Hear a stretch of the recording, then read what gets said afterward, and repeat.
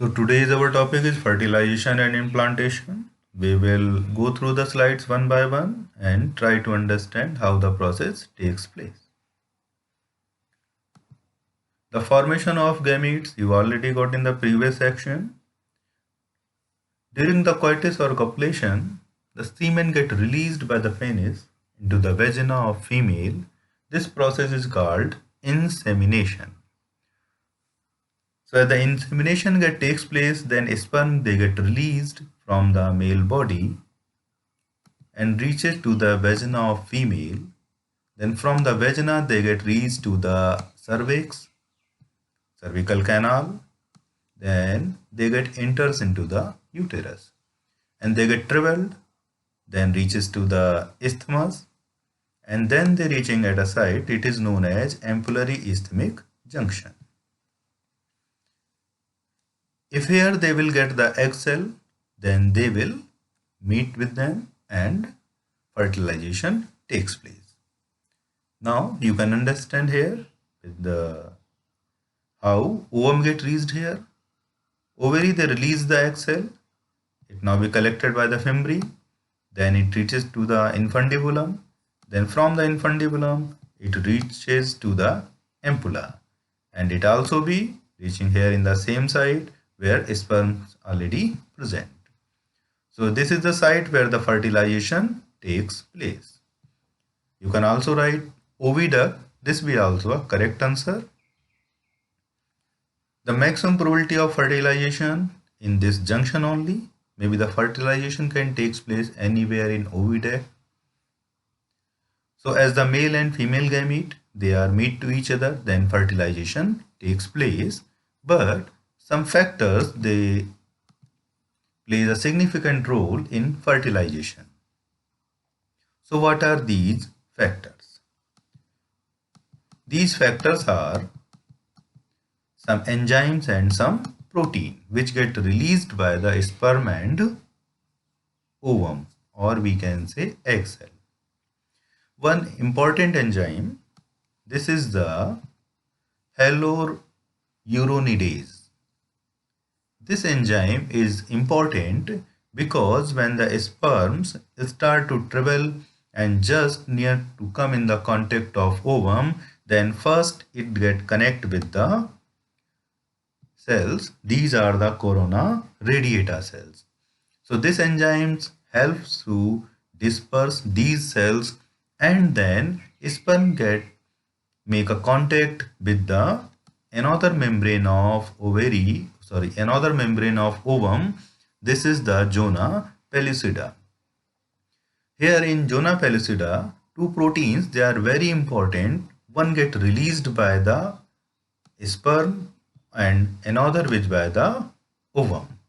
Sperm they releasing the protein anti-fertilizing, and egg they release the protein fertilizing.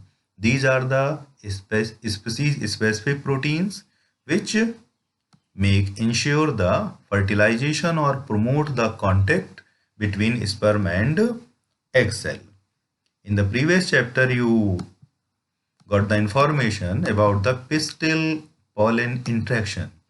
So this interaction is same as here. Both the protein they promote the interaction, and if the sperm came from the same species, then they will promote the fertilization.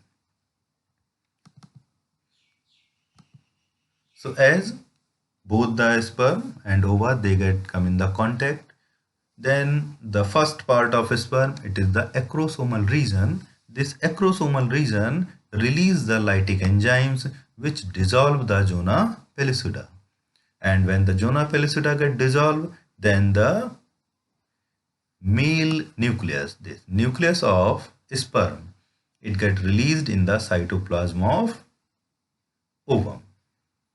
But one more important change, as the sperm comes in the contact of ovum, then final division takes place inside the ovum, and that nucleus get divided into a ovum or egg cell nucleus and one polar body.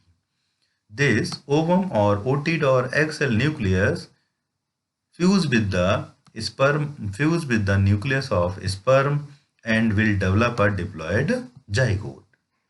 So in this way, fertilization takes place in human being with the presence of certain factors.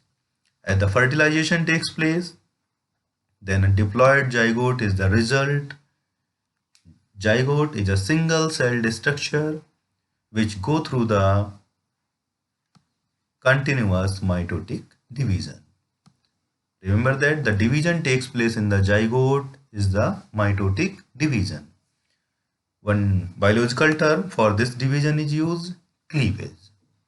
So division which takes place during the embryonic development in the zygote, they termed as cleavage. The different type of cleavage are there. The detail you will get in higher classes. So what diploid zygote? It was the single celled structure. It will divide into first mitotic division and get developed into a 2-cell stage, then again divide, then develop the 4-cell stage, then 8-cell stage, and this way it will develop 16 cell and some more cell. These cells which are get developed through this continuous mitotic division, these are known as blastomeres. And when a structure which consists likely be 8 to 16 blastomere is known as morula. Morula means simply a ball of blastomere, or you can say a ball of cell. This morula get develop a cavity inside, then this now be get converted into a blastula, and structure is also known as the blastocyst. So first division will take place 2, 4, 8, 16 cell. Then they will convert into a morula. Then morula will now be developed into a blastocyst. This blastocyst get further now be implant in the uterus.